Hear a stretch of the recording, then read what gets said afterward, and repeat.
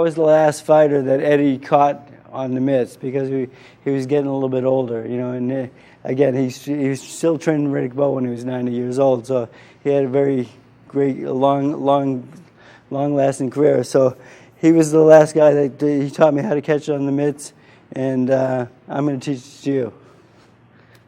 When you throw the left jab, of course, your hands up real nice, and you want to just step in with the shot and turn it over and catch it right there. Now, see, my chin's protected by my shoulder, and when the jab lands, I get it right back like a piston. Bang, bang, right back to where it came from. Again, I see a lot of people, sometimes they throw a left jab and they bring it back a little bit low. They're open for the right hand counter shot. So that hand, it's very important to get that right back to your face. Give me the left jab. Again.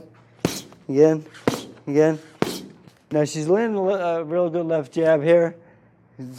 Right there. And now a good punch right after the jab is the right hand. As that's coming back, there you go. Good. Just give me 1, 2. 1, 2. Now with the right hand, of course, you want to pivot off the back foot. Okay, you're not just pivoting for show, okay? You're not just pivoting, you're driving, you're pushing off the floor, bang, right there, like Eddie told me, like you're stepping on a cigarette or you're squashing a bug. He says, you know, you're driving off the back foot, you're not just pivoting for show again, you're driving, you're pushing off the floor, and this will get you maximum power in the right hand. Okay, because if you hit me with just your arm punch, you know, your arm weighs 10 pounds, it's not going to hurt me. When you hit me with your body weight, when you get your toe, your hip, your shoulder right through, you hit with all your body weight, they're gonna pay attention to it. Okay, so give me the 1, 2. 1, 2, go into my hook. Good. Now it puts her right in position to hit me with the right hand right over the top. Good. When you make somebody miss that badly, 1, 2, bang, there you go. And it's a great counter shot, okay? If you end with a certain punch, you kind of know where the counter is going to be. I mean, it's pretty good. If she ends with the right hand, 90% of the time, my counter is going to be on the left side. You just got to slow down a little bit and just think about this, you know? And if she finishes with a left hook, right there, 90% of the time, my counter is going to be on the right side. And I think that's what makes the difference between a good fighter and a great fighter, is that these great fighters, they can make those moves that are not the 90%. They can make the moves that are the 10%.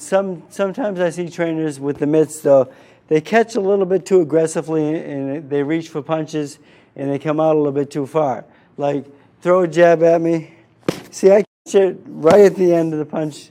I get a little bit of a resistance, I just catch it a little bit.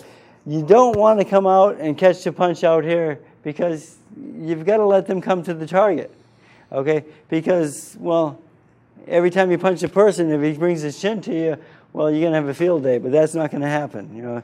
So everything you do on the mitts should be, in my opinion, should be relevant to boxing, okay? There's nothing I do in this ring with mitts on that is not relevant to boxing, okay?